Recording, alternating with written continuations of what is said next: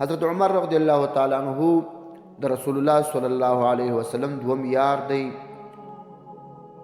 او د رسول الله صلی الله علیه وسلم څخه وروسته د حضرت ابوبکر صدیق رضی الله تعالی عنہ نه وروسته بیا د حضرت عمر فاروق رضی الله تعالی عنہ دور خلافت دی، امیر المؤمنین دی. خپل د دور خلافت په وخت کې په دې وخت کې چې دی امیر المؤمنین دی، یو شپه خوب ویني، په خوب کې چرګ راځي او دی درې ناقورې وي، درې مشکې وي. حضرت سیدنا عمر رضی الله تعالی عنہ دا خوب چې کله ولیدی د دې نه وروسته یې خوب حضرت اسماء بیبي ته بیان کړي. حضرت اسماء بیبي د خوب دا تعبیر ورکوي چې یو کافر عجمي سړی به راځي تا به قتل کوي او شهید کوي. بدي د جمعې ورځ راورسېدل. د جمعې په ورځ باندې په خطبه کې حضرت عمر رضی الله تعالی عنہ د خپل خوب واقعه وویل او د چهار شنبې په ورځ باندې د حضرت عمر رضی الله تعالی عنہ د شهادت نیټه را رسیږي. د حضرت عمر رضی الله تعالی عنہ داسې یو عادت درلودی چې کله به دی مسجد نبوي ته راغی او د جماعت وخت بسو لمونځ به کاوه، بیا به چې به کله اقامت وسو د به شاته وکتل، صفونه به برابر کړل او چې بیا به صفونه برابر سول بیا به د لمانځه نیت وکړي او الله اکبر به ووایه. د چهار شنبې سهار دی چې کله د صفو د سجده کولو او د صفو د برابروالي ترتیب جوړ سو او حضرت سیدنا عمر رضی الله تعالی عنہ الله اکبر ووایه. د هغه نه وروسته چې الحمدلله شریف را شروع کړل. د الحمدلله شریف وروسته حضرت سیدنا عمر رضی الله تعالی عنہ سورۃ یوسف شروع کړي. سورۃ یوسف چې شروع کړي په دغه دوران کې د پیروز په نامه باندې یو غلام عمره و دا په سپو کې را روان سو او چې کله راورسېد یو دم یې پر حضرت عمر رضی الله تعالی عنہ باندې حمله وکړل او تر دې نامه تر غوټۍ لاندې یا حضرت سیدنا عمر رضی الله تعالی عنہ دوه خنجره ووهي. چې کله دوه خنجره ووهي حضرت عمر رضی الله تعالی عنہ غزار سو او هغه ظالم د شا په سپو کې را روان سو او راځغاستی چې هر څوک به په مخه ورغلی په صحابو کې هغه هم په خنجر وهي. دې مابین کې ډېر صحابه شهیدان کړل، زخمیان کړل، صحابه یې نور هم خوش کړل. اخر یو انصاري صحابي چې په تیاره کې و هغه راولاړ سو او شړۍ یې پر واچول او سړی یې قبضه کوي، ګیرې کوي. کله چې سړی ونیول سو، سړی چې پوه سو چې وخونیول سوم او د خلاصون امکان مې نسته، نو بیا خپل په لاس باندې د خپل خنجر راواخستی، خپل په نس کې یې ځان څو ځلې باندې ووهه، ځان یې خپله زخمي کوي او خپله یې ځان مردار کوي. حضرت عمر رضی الله تعالی عنہ چې کله ته زخمی سو د هغه وروسته یې دستي حضرت عبدالرحمن بن عوف صاحب پر خپل ځای باندې د لمانځه پر ځای و د لمانځه دپاره رامخته کوي او دی د شا صف ته ولاړی، هلته کېنست. هغه چې کله لمانځه ته رامخته سو په اول رکعت کې قل یا ایها الکافرون ووایه، په دوهم رکعت کې قل هو الله وویل او چې کله لمونځ خلاص سو حضرت عمر رضی الله تعالی عنہ مخ راواړوی، حضرت عبدالله ابن عباس صاحب ته وایي چې ته وګوره زه چا پر ما باندې د قتل حمله وکړه. هغه چې کله وکتل هغه دستي حضرت عمر رضی الله تعالی عنہ ته دا وویل چې دا ابو اللؤلؤ چې د مغیرة بن شعبه غلام دی، مجوسی دی، کافر دی، دغه پر تا حمله کړې ده، دغه در باندې واره کړی دی. حضرت عمر رضی الله تعالی عنہ چې دا خبره واورېده دستي دا د الله رب الجلال ته د حمد کلمې وویلې، الحمد لله الذي لم يجعل منیتی بید رجل سجد لله سجدة واحده. رب العالمین ته دې شکر وي، حمد وي چې زما مرګ د داسې چا په لاس نه دی کړی چې هغه رب العالمین ته یوه سجده هم کړي، بلکې د سوچ کافر د لاسه یې زما مرګ کوي. کله چې حضرت عمر رضی الله تعالی عنہ زخمونه ډیر ژور و او ډیر خوش سوی و، نو د بعضو صحابو به دا ویل چې انشاءالله دی به د دې ټپو د لاسه څخه بیرته جوړ سي او صحت به راوړي. د بعضو صحابو بیا دا رایه او دا ګمان و چې د حضرت عمر رضی الله تعالی عنه زخمونه ډېر ژور دي، شاید چې د دې زخمو څخه وفات سي. په دې دوران کې صحابو د خپل تجربې موافق چې دوی یو تجربه درلودله، چې هغه تجربه دا و چې دوی به چاته شربت ورکړل، چې کله به شربت تر دې زخمو راله نو دوی به دا ول چې دا سړی شهید کیږي، وفات کیږي، ځکه هلته کلمې پرې وي او معده سوری وي. او چې کله به رانله نو بیا به د دوی تمه و چې انشاءالله جوړیږي.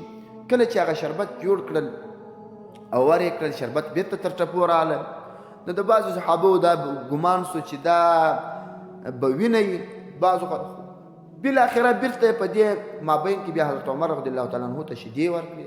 کله چې شیدې ورکړې هغه شیدې هم تر زخمو رالې، نو د صحابو دا زړه ته ولیدل چې حضرت سیدنا عمر رضی الله تعالی عنه نور د دې ټپو او د دې زخمو څخه نشي جوړېدلی.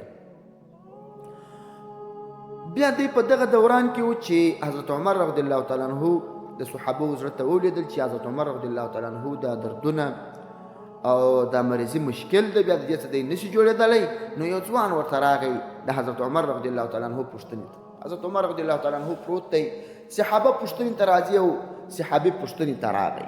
ځوان دی چې راغی دا ورته وویل چې امیر المؤمنین زه تا ته ډېر لوی زیری درکوم، تا د الله تعالی د پیغمبر سره صحبت کړی دی او ته ډېر لوی صحابي او په اسلام کې د وخت تیر کړی دی او بیا د عدل کړی دی او بیا تا ته الله پاک دونه عظیم مقام هم درکړی چې د شهادت مقام دی. حضرت عمر رضی الله تعالی عنه چې دا واورېدل نو دا یې وویل چې دا خو د الله پاک فضل دی چې پر ما یې کړی دی، د الله پاک احسان دی چې پر ما یې کړی دی. خو د دې ټول کارو سره سره چې دا دومره عدل مې کړی او دا کارونه مې کړي دي، که په ورځ د عشرګاه باندې رب العالمین ما ته د قیامت په میدان کې او د قیامت په ورځ باندې یوازې او یوازې مې خلاص کی او عفو راته وکړي، عذاب رانه کړي، نور بس زه په دې ډېر خوشحاله یم. د دې دومره اعمالو او د دې دومره عدل او د دې دومره انصاف عذاب دې نه راکړي الله رب الجلال، زه ثواب ډېر نه غواړم.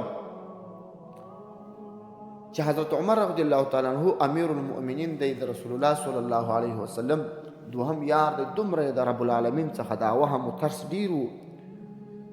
هغه کس هغه نوی ځوان هغه تسلي ورکوي او د ده د رب العالمین د طرفه څخه دومره خوف ډېر دی چې هغه څومره اعمال یې کړي دي پر هغه اعمالو باندې د رب العالمین څخه اجر او ثواب وي نه غواړم رب العالمین د عذاب نه راکړي. کله چې هغه ځوان روان سو چې حضرت عمر رضی الله تعالی عنه ورته وکتل چې دغه ځوان دغه لنګ تر پښو لاندې دی روان دی، حضرت عمر رضی الله تعالی عنه خلکو ته غږ وکړي سړی راوغواړي.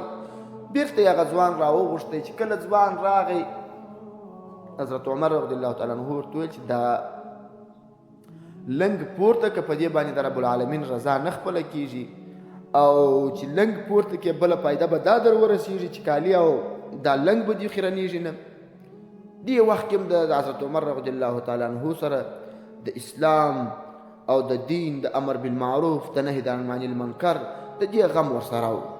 د حضرت عمر رضی الله تعالی عنه مناقب چې سړی وګوري حیران به ولاړ شي چې حضرت سیدنا عمر رضی الله تعالی عنه څومره یو عظیمه شهرت یې رسېد. چې کله د حضرت عمر رضی الله تعالی عنه دردونه تر دې هم پسې ډېر سو او حالات یې نازک سو، نو بیا خپل بچی حضرت عبدالله ابن عمر صاحب راوغوښتی. عبدالله ابن عمر صاحب چې راوغوښتی بیا یې عبدالله ابن عمر صاحب واستوی د مسلمانانو مور ته حضرت ام المؤمنین عائشه صدیقه بریئه رضی الله تعالی عنها ته واستوی. بیا ورته وویل چې هغې ته ووایه چې حضرت عمر رضی الله تعالی عنه پر تا سلام وایي او دا مور ته وایه چې امیر المؤمنین پر تا سلام وایي، ځکه زه اوس نن ورځ امیر نه یم، ورته عمر سلام در باندې وایي رضی الله تعالی عنه. او ورته ووایه چې حضرت عمر رضی الله تعالی عنه اجازه غوښتله چې د رسول الله صلی الله علیه وسلم پښو ته که ما ته د دفن کېدلو اجازت وسي او زه د رسول الله صلی الله علیه وسلم پښو ته دفن سم. د دې اجازت دپاره یې عبدالله ابن عمر صاحب ور واستوئ. عبدالله ابن عمر صاحب چې کله ورغلی حضرت عائشه صدیقه بریئه رضی الله تعالی عنه که ګوري، عائشه رضی الله تعالی عنها ام ځای ناسته ده او د حضرت عمر رضی الله تعالی عنه په غم کې ژاړي او په اوښکو باندې دا پوړنی لوند کړی دی. چې کله دی ورغلی د حضرت عائشې صدیقې رضی الله تعالی عنه ته دا وویل او د حضرت عمر رضی الله تعالی عنه سلام یې ورته ووایه. د هغه وروسته یې د هغه ارزو ورته بیان کړل. نو حضرت عائشې رضی الله تعالی عنه ورته وویل چې ما خو دغه ځای د خپل ځان دپاره انتخاب کړی و، سړي زه به دلته دفن کېږم. یو مې خاوند دی رسول الله صلی الله علیه وسلم، بل مې پلار دی صدیق اکبر صاحب دی رضی الله تعالی عنه. په دې باندې مې دا ځان ته انتخاب کړی و چې زه به دلته د رسول الله صلی الله علیه وسلم سره تر قیامته پورې وخت تېروم. خو چې حضرت عمر رضی الله تعالی عنه غوښتنه کړې ده زه تر دې ځای تېرېږم او حضرت عمر رضی الله تعالی عنه ته ترجیح ورکوم تر ځان او اجازت مې دی او په ښه شوق باندې دی حضرت عمر رضی الله تعالی عنه دی دلته دفن دي. حضرت عبدالله ابن عمر صاحب چې کله را روان سو اجازه یې واخیستل. حضرت عمر رضی الله تعالی عنه دې وخت کې ډېر تلواري و چې عایشې بیبي به څه ورته ویلي. چې کله حضرت عمر صاحب عبدالله ابن عمر صاحب را ورسېدی، حضرت عمر رضی الله تعالی عنه صحابه ورته ویل ما راپورته کوي. دی چې کله راپورته کوي او پوښتنه یې ځینې وکړه چې عایشې صدیقې بریئې رضی الله تعالی عنه څه ویل، نو هغه ورته دا وویل چې هغې خو اجازت وکړ چې ته به د رسول الله صلی الله علیه وسلم سره هلته په روضه کې دفن کېږي. چې دا خبره یې ورته وکړه حضرت عمر رضی الله تعالی عنه چې واورېدل ډېر خوشحاله سو. بس دا د الله رب الجلال حمد یې وویل الحمد لله الذي ما كان شیء احم الی من ذلک. حمد و ثنا دی رب العالمین ته. زما په ټولو شیانو کې چې مهم شی و او زما مهم نیت و بل نه و تر دغه تېره چې د رسول الله صلی الله علیه وسلم سره دفن سم او د رسول الله صلی الله علیه وسلم سره په یوه قبر کې. دا د حضرت سیدنا عمر رضی الله تعالی عنه د شهادت واقعه وه. بیا هم خپل حضرت عبدالله ابن عمر صاحب ته وصیت وکړي چې کله زه وفات سوم او زما تجهیز د تغه وسو او د غسل و د جنازې و دا ترتیب خلاص سو، بیا هم د حضرت عایشې صدیقې رضی الله تعالی عنه څخه د دوم وار دپاره بیا اجازت وغواړئ. که یې خوښه وه خو ما هلته د رسول الله صلی الله علیه وسلم سره دفن کړي، که یې نه وه خوښه د مسلمانانو عامې هدیرې ته چې جنت البقیع د هغه ته ما نقل کړي او هلته مې ویسئ. او چې کله بیا د ده د زکندن وخت را ورسېدی، حضرت عبدالله ابن عباس صاحب روایت کوي وایي د حضرت عمر رضی الله تعالی عنه سر د حضرت عبدالله ابن عمر صاحب پر خپل زوی پر زنګانه پروت و. د هغه په غېږ کې او په د زنګانه کې پروت و. چې کله د زکندن وخت را ورسېدی او دا یې وویل چې زما سر د خپل غېږې څخه کښته کړ چې زه خپل سر پر دا خاورو کښېږدم چې رب العالمین پر ما رحم وکړي او په خاورو سپېره د رب العالمین حضور ته ولاړ سم.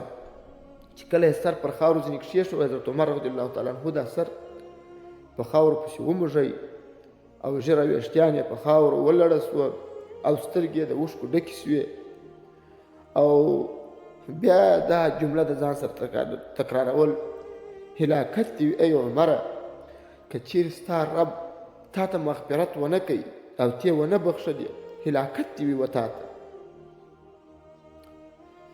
بیا حضرت عبدالله ابن عمر صاحب ته وصیت وکړي چې کله زه وفات سوم سترګې مې راپټې کړي، کفن داسې میانه کفن راکړي چې اسراف نه وي پکښې. که زه رب العالمین ته قبول وم رب العالمین به ما ته تر دې ښه کفن راکړي، اسراف به زما په کفن کې نه کوي. په دې باندې وصیت ورته وکړي. دا ورځ چې حضرت عمر رضی الله تعالی عنه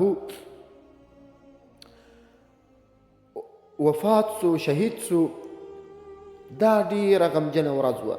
د رسول الله صلی الله علیه وسلم د مرګ وروسته د وفات وروسته بیا په مدینه طیبه کې زاده الله شرفه کې داسې ورځ نه وه راغلې.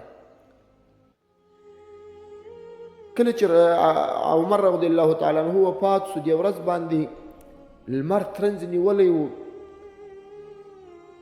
او داسې ورځ وه چې صحابه غمجن او مدینه طیبه غمجنه او لمر ترنځ نیولی دی.